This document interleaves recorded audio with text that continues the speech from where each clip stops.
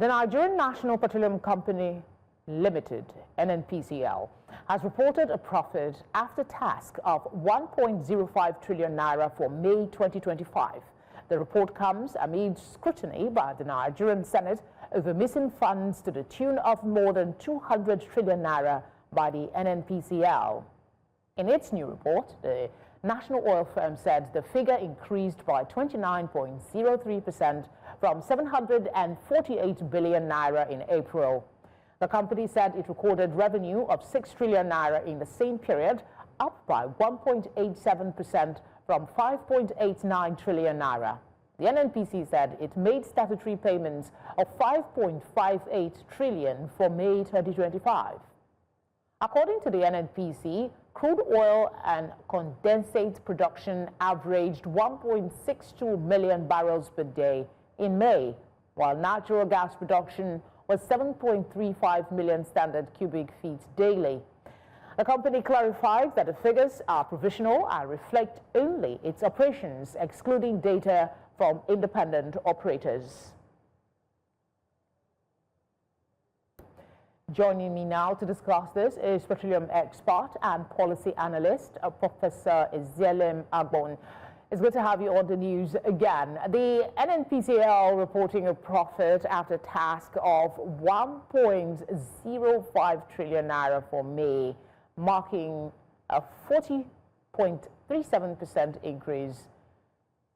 Does this really mean more money for the country, or is there something else we need to know about?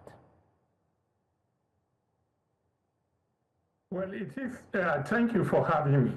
It is extremely difficult for you to measure the economic well-being of a commercial entity with a monthly account, a monthly statement, or a monthly profit.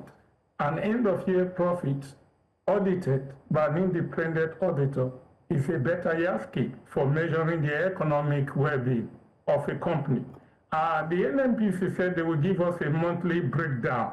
That was just for openness and for accountability, but it really doesn't tell you much because they did not include revenue and expenditure of independent operators that align with them. So we are not really sure what this 1.05 trillion covers.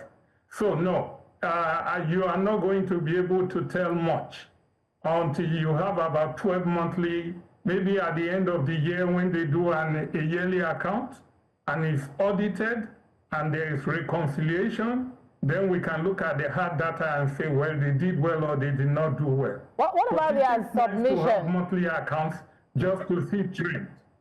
What about their submission that the financial figures provided are provisional and unaudited and do not include data from independent oil and gas operators? Is this a model that helps to engender accountability? Can the average Nigerian make sense of what's going on with the accounting process? No, the average Nigerian cannot make sense of what is going on. And even the experts will be at like I'm saying, the experts will be, they have a hard time trying to measure the well-being of NNPC based on monthly accounts. You have to wait for an end-of-year account that have been independently audited, that there have been reconciliation, and the figures are final.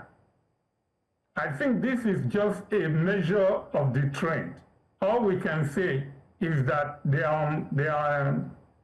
all that the board is trying to show and the management is that we are on track for the last 2 months. They've only submitted 2 monthly accounts, April and May. And so they can argue that we are on track so far for the 2 months, but that doesn't tell us much. Okay, I wanted to ask, is there any connection between this revelation and the ongoing investigation? Well, the ongoing investigation is really out of place because the ongoing investigation by the Senate is talking about receivables and stuff like that. And basically, they are looking at audited account and they're just looking at 2 columns. And they are not really asking pertinent questions. And therefore, they are forcing the NNPC to say, we are going to come with all the data. What the Senate should be doing, because remember, the NNPC is supposed to be commercial, and it has a board. If the Senate want to talk about what the NNPC is doing, they should talk to the Ministry of Finance or the Ministry of Petroleum, or call the chairman of the board of the NNPC and say, come and give us a talk. Because the NNPC is responsible to a shareholder, and it is 100% owned by the government, and the 100% share is 50% to the Ministry of Petroleum and 50% to the Ministry of Finance. As a commercial entity, NNPC is answerable to a shareholder. So if the Senate want to talk, they should talk to the ministry. Of course, the ministry can bring the NNPC to them. If the Senate really want to investigate NNPC, they should ask NNPC about why NNPC is claiming 7.8 billion between May 2023 and September 2024 as subsidy. They should ask NNPC, what did you do with the 4.5 billion for the repair of the Port Harcourt, Warri, and Kaduna refinery? These are the questions they should ask the NNPC. Say, bring all the paper, take 1 month. Come here and tell us how you spend the money. How did you spend the 4.45 billion that Nigeria gave you to repair our 4 refineries? And where did this 7.8 trillion subsidy payment come from that you did not give government after President Tinubu said subsidy is gone? Those are the questions they should be answering. Or when you are asking questions about an already audited account, well, you know, NNPC will bring the auditor that did the independent auditor, and they will bring all their papers. Okay, let's talk about something did not a little. See any money lost from what they were saying. All right, the NNPC says it is driven by a vision to strengthen domestic energy infrastructure while maintaining profitability. How close are they to this goal in your estimation? Well, the NNPC claim that they are now 100% functional with respect to pipelines. We have about 5,000 kilometers, about 300, 400 miles of pipelines. And NNPC is claiming all those pipelines are functional, which means they can move petrol from Olobiri or from the Niger Delta all the way to the Kaduna refinery. They can move PMS to their, they can move petrol from any of their 24 fuel stations, and they can move PMS to all the jetty in the country.